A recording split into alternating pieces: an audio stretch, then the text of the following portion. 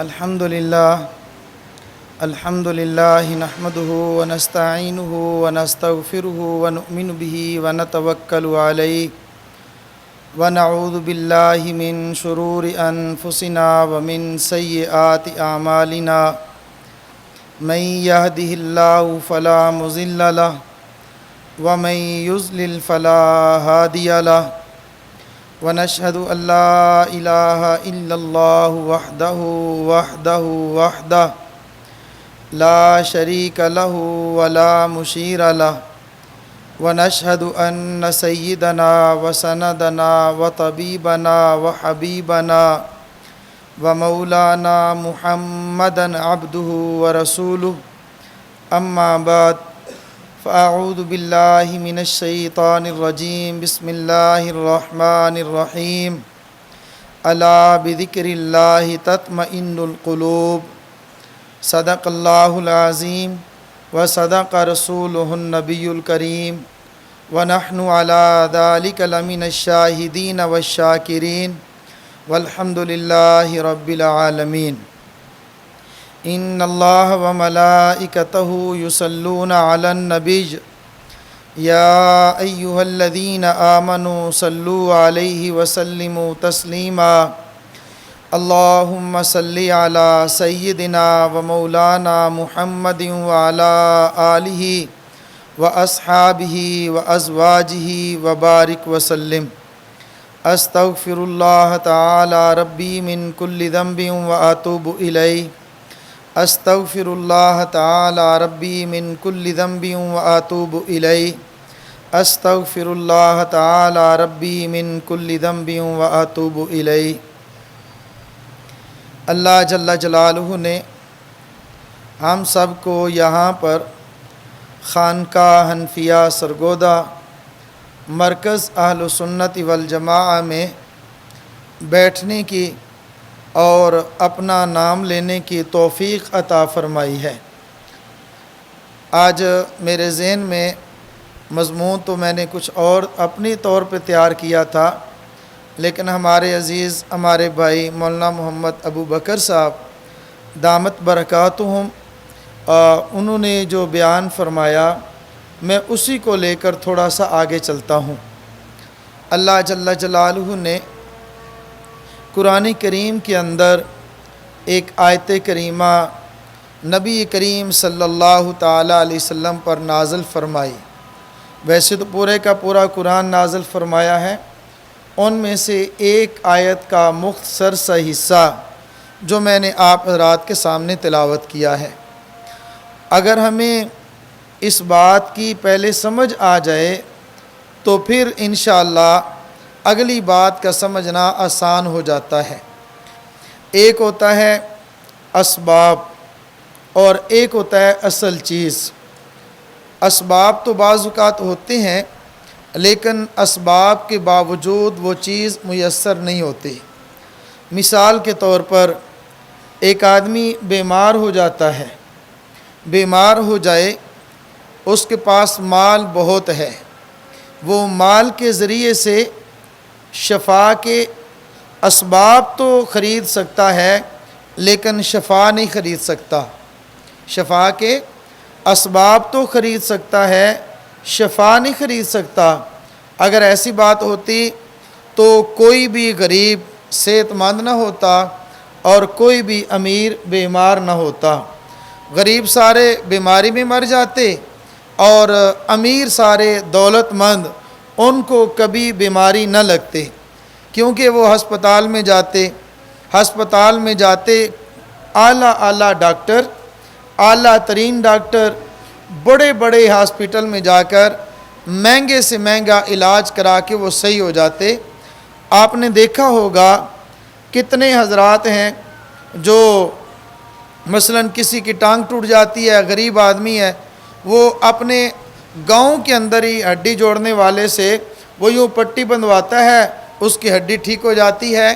کتنے لوگ امیر ہیں، مالدار ہیں، یہاں علاج نہیں ہوتا، بیرون ملک چلے جاتے ہیں، وہاں پر بھی ان کی ہڈی نہیں جڑ پاتی۔ بہت سارے لوگ یہاں پر ان کا ہارٹ اٹیک ہوتا ہے، یہیں پر ہی اس کو دبایا جاتا ہے، سانس چلایا جاتا ہے، چھوٹی سی گولی ہے وہ کھا لیتا ہے، اس کے بعد چلتا پھرتا ہے، ٹھیک ہو جاتا ہے۔ اور کتنے لوگ بڑے بڑے ہسپتالوں میں جا کر بڑے بڑے ڈاکٹروں کی فیس ادا کر کے وہاں پر وہ اپنی موت سے بچ نہیں سکتے اور ان کی بیماری کا علاج نہیں ہوتا۔ تو خلاصہ یہ ہے، کتنے لوگ وہ اپنی بیماری سے شفا کے اسباب تو خرید سکتے ہیں، انہوں نے کیپسول مہنگے سے مہنگا خرید لیا، گولی مہنگی سے مہنگی خرید لی، 50,000 لاکھ کا ایک ٹیکہ تو لگوا لیا، اسباب تو شفا کے مل گئے مگر ان کی قسمت میں شفا نہیں ہے۔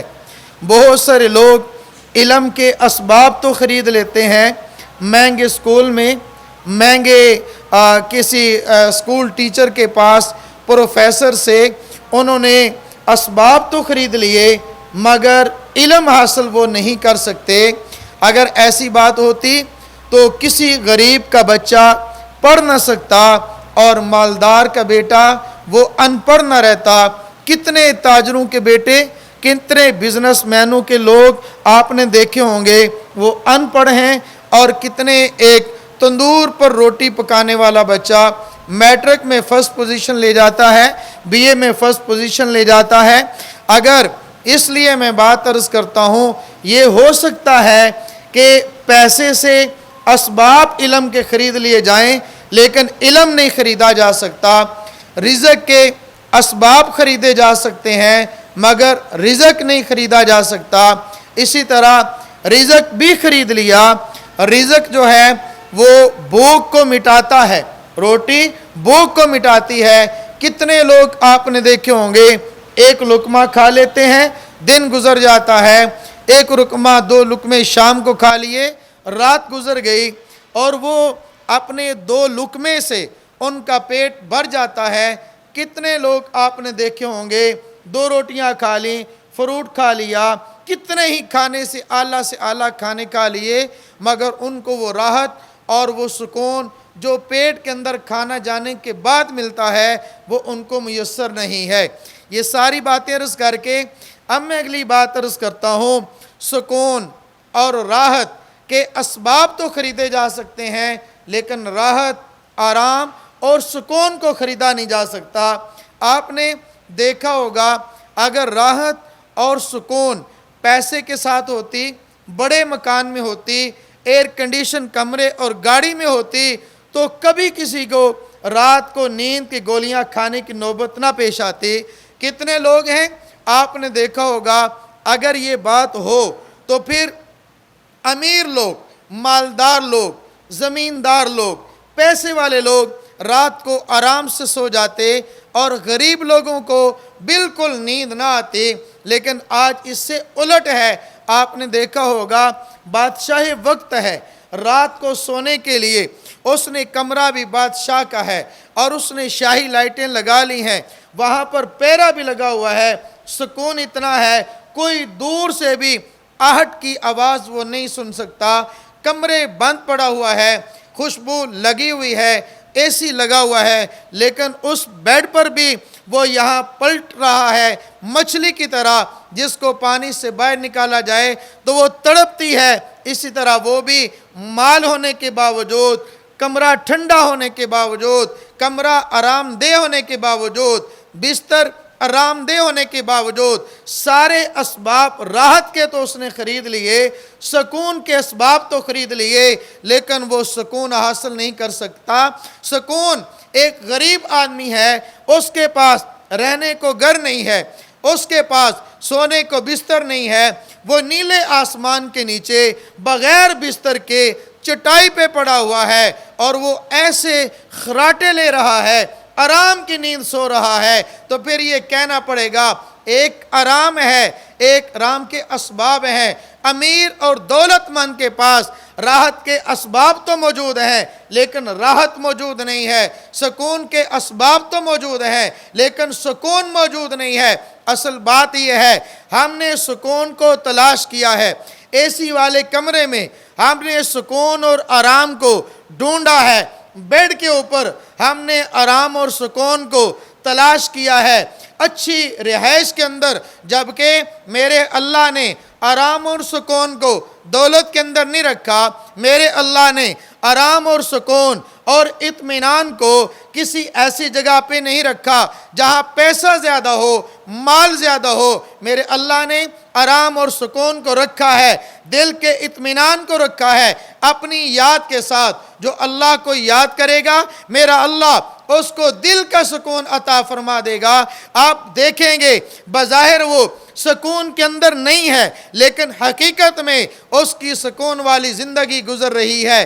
ایک بادشاہ تھا، بادشاہ کے دور کے اندر ایک آدمی غریب ہے، غریب آدمی سردیوں کی راتیں تندور پر پڑا ہوا ہے، تندور پر جس طرح یہ چادر ہے اس نے چادر کو وہ اپنے اوپر لے لیا اور وہ سخت سردی کی رات میں تندور کے اوپر لیٹ کر اتنی ایک چادر لے کر وہ سویا ہوا ہے۔ آدھی رات ہو گئی، وہاں سے ایک بادشاہ کا گزر ہو رہا تھا، بادشاہ نے دیکھا یہ آدمی ہے، یہ سویا ہوا ہے اور تندور کے اوپر سویا ہوا ہے۔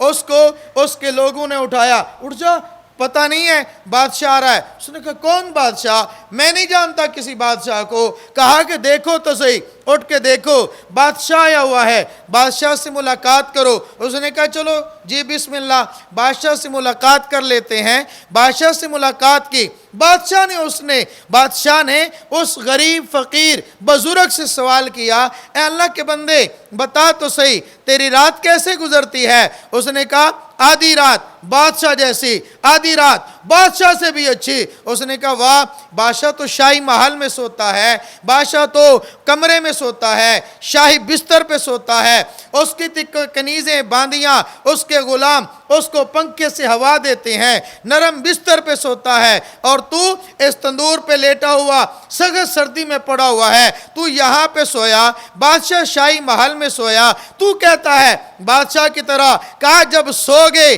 بادشاہ بھی سو گیا، میں بھی سو گیا، دونوں غافل ہو گئے، سونے میں دونوں برابر ہو گئے۔ اس کے بعد جب سردی لگرتی ہے ٹھٹھرنا شروع کرتا ہوں، تندور ٹھنڈا ہو جاتا ہے، اوپر والی چادر نیچے آ جاتی ہے، قبلہ کی طرف رخ کر کے منہ کر کے اللہ اکبر کر لیتا ہوں، نفل شروع کر دیتا ہوں۔ یہ میری آدھی رات کی زندگی بادشاہ کی زندگی سے بہتر ہے۔ یہ میری پچھلی آدھی رات ہزاروں بادشاہوں کی زندگی میں اس پہ قربان کر سکتا ہوں جو میرے اللہ نے مجھے سکون اور اطمینان اس مسلح پہ دیا ہے، وہ بادشاہ کے بستر پہ نہیں دیا۔ بادشاہ کا بستر کیا چیز ہوتی ہے؟ اگر کسی نے پوچھنا ہو، ایک آدمی تھا، ایک غریب عورت تھی، وہ کام کرنے والی، بادشاہ کے محل کے اندر وہ کام کیا کرتی تھی۔ ایک دن بادشاہ نے کہا او یہاں پر آج نہیں، وہ جو کیا کہتے ہیں باغ ہے نا، آج باغ کے اندر شاہی باغ ہے،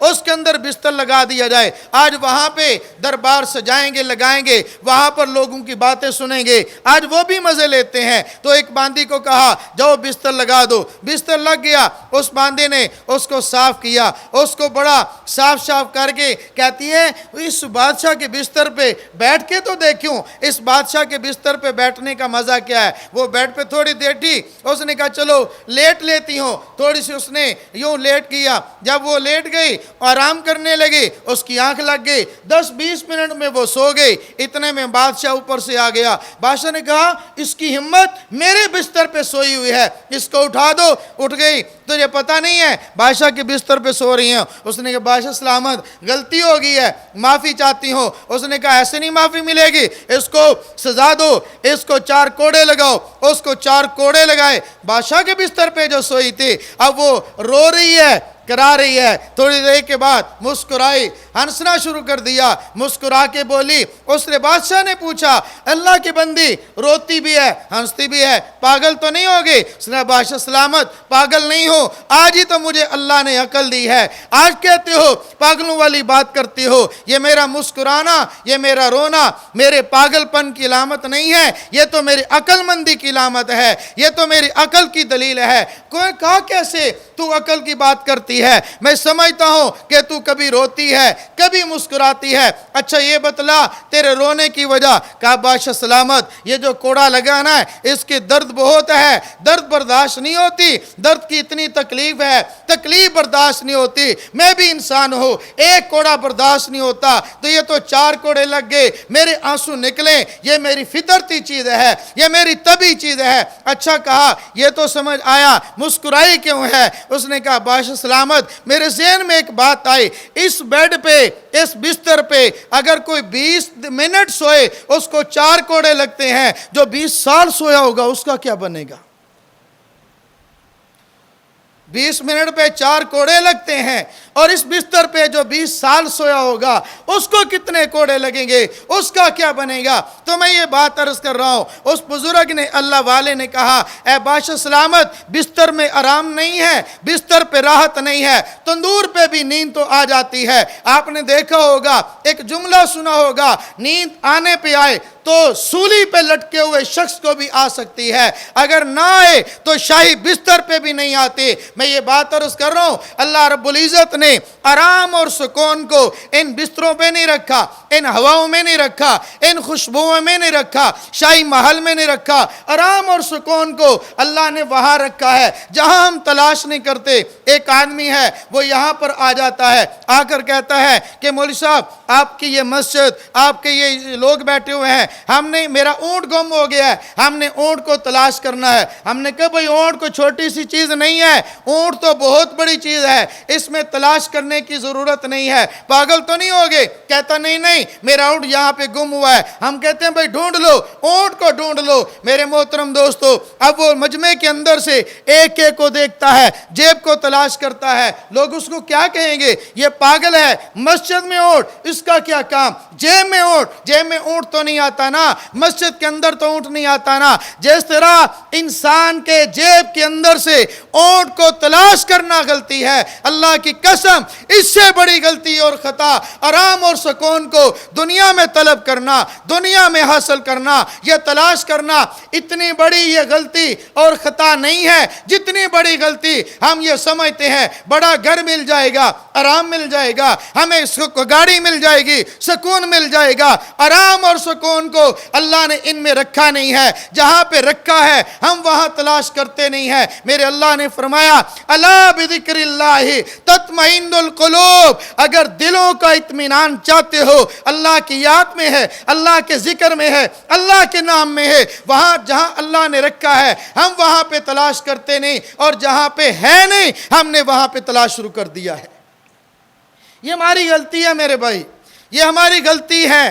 اللہ رب العزت اللہ کے پیارے پیغمبر حضرت محمد الرسول اللہ صلی اللہ تعالی علیہ وسلم ارشاد گرامی، ارشاد اللہ کے نبی ارشاد فرماتے ہیں، فرمایا لکل شیء سقالہ وسقالۃ القلوب لا الہ الا اللہ، لا الہ الا اللہ۔ فرمایا دل کا ہر چیز جو ہوتی ہے اس پر زنگ لگ جائے، یہ سامنے میز پڑا ہے اس پہ داغ دبے بن جائیں، اس کو چمکانے کے لیے پالش کی ضرورت ہے، جس کو زنگ لگ جائے زنگ کو اتارنے کے لیے ریگ مار کی ضرورت ہے۔ فرمایا دل کو بھی زنگ لگ جاتا ہے۔ دل کو زنگ کس سے لگتا ہے؟ گناہوں سے لگتا ہے، اللہ کے کلام سے دوری سے لگتا ہے، نیک نہ کرنے سے لگتا ہے۔ کلا بل ران علی قلوبہم بما کانوا یکسبون، فرمایا دل پر ایک نقطہ لگ جاتا ہے۔ ایک انسان گناہ کیا، اس پر ایک گناہ، اس نے گناہ کیا، ایک نقطہ، دوسرا نقطہ، تیسرا نقطہ، نقطہ لگتے لگتے پورا دل سیاہ ہو جاتا ہے۔ اس دل کی سیاہی کو ختم کرنے کا طریقہ اور اس کا علاج اللہ کے نبی صلی اللہ تعالی علیہ وسلم نے فرمایا لا الہ الا اللہ محمد الرسول اللہ۔ یہ کلمہ ہے، یہ اللہ کا ذکر ہے۔ میرے محترم دوست اور میرے بھائیو، علماء سے آپ حضرات بیانات سنتے رہتے ہوں گے، علماء کی باتیں سنتے رہتے ہوں گے۔ ہم نے تو اپنے اساتذہ سے اپنے بزرگوں سے، اللہ والوں سے، اپنے شیخ سے سنا ہوا سبق جو آپ حضرات کی خدمت میں عرض کر دیتے ہیں۔ جہاں بھی اللہ رب العزت نے قرآن کریم کے اندر ذکر کرنے کا ارشاد فرمایا،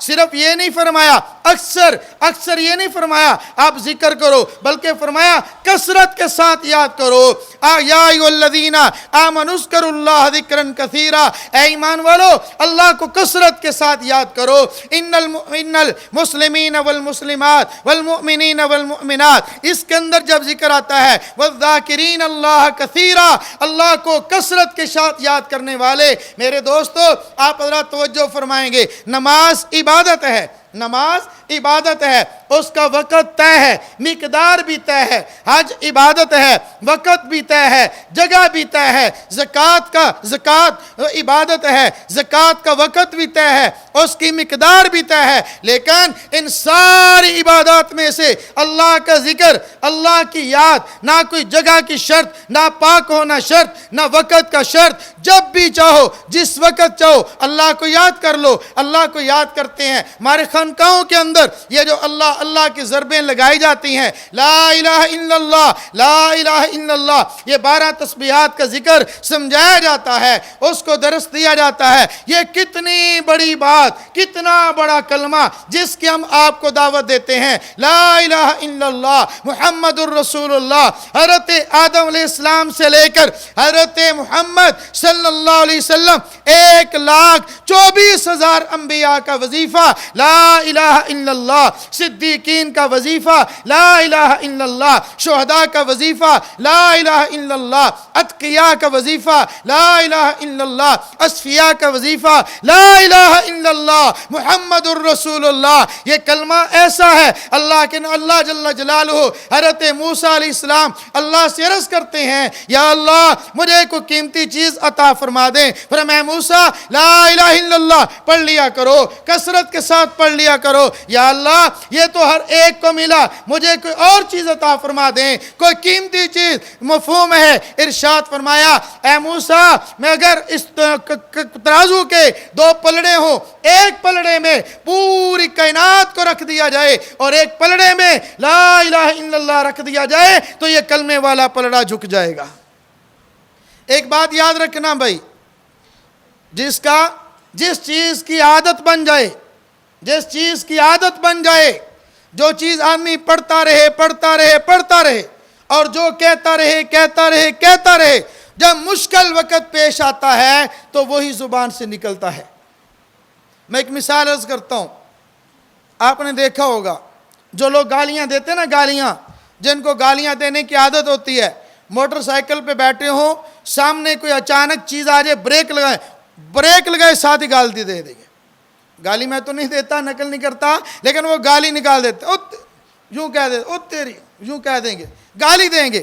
لیکن جس کی عادت بنی ہو اللہ کا نام، جس کی عادت بنی ہو اللہ کا کلام، جس کی عادت بنی ہو کلمہ کثرت کے ساتھ پڑھنا، تو وہ فوراً سبحان اللہ، ماشاء اللہ، لا حول ولا قوت الا باللہ، بجلی گئی، انا للہ و انا الیہ راجعون، یعنی چھوٹی چھوٹی باتوں پر اللہ کا نام لیتے ہیں، اللہ کو یاد کرتے ہیں۔ تو میرے بھائیوں، میرے محترم دوستو، یہ کلمہ ایسی عبادت ہے، یہ کلمہ اللہ کو یاد کرنا ایسی عبادت ہے، اسی کلمے کی ہم لوگ کثرت کے ساتھ تاکہ پڑھتے رہیں، ہماری عادت بن جائے کلمے کا پڑھنا۔ اللہ کے نبی صلی اللہ تعالی علیہ وسلم نے فرمایا، جو آدمی فوت ہوتا ہے اور اس وقت اس کا آخری جملہ اس کی زبان سے لا الہ الا اللہ نکل جائے، فقط دخل الجنہ، بغیر حساب کتاب کے اللہ اس کو جنت میں داخل فرما دیں گے۔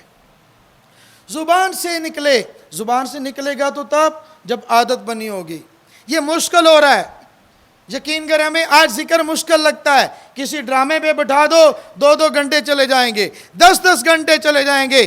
میں نام تو نہیں لیتا، لیکن بہت سارے ڈرامے فیمس ہو جاتے ہیں، مشہور ہو جاتے ہیں۔ اتنا مجھے یاد ہے، توجہ فرمائیں گے، غور کرنے کی بات، तवज्जो करने की बात, गौर करने की बात। आज मैं अफसोस के साथ ये कहता हूँ, आज हमारे लिए कुरान करीम का एक सिपारा नहीं, एक पाव पढ़ना तो मुश्किल है। हमें 10, 12, 100 मरतबा नहीं, 100 मरतबा दिन में ला इलाहा इल्लल्लाह मुहम्मद रसूलुल्लाह, वो तो हमें मुश्किल लगता है। लेकिन ड्रामा रमज़ान के अंदर चला। रमज़ान में मेरे सामने ऐसे वो लोग भी हैं जिनको मैंने खुद देखा है, फ़र्ज पढ़े, तरावी नहीं पड़ी, ड्रामे पे लग गए। सुबह की अजान होने से 10 मिनट या 20 मिनट पहले उठे, सहरी कर ली, फर्ज पड़े, फिर उस ड्रामे पे लग गए। सारी सारी रात एक एक किस्त को जब तक ख़त्म नहीं होया, पूरा महीना उसी में गुजर गया। ना तरावी, ना तलावत, ना नमाज, ना तहज्जुद, ना नवाफिल, ना कुरान करीम की तिलावत। एक एक ड्रामे पे हम सारी सारी रात दे लेंगे,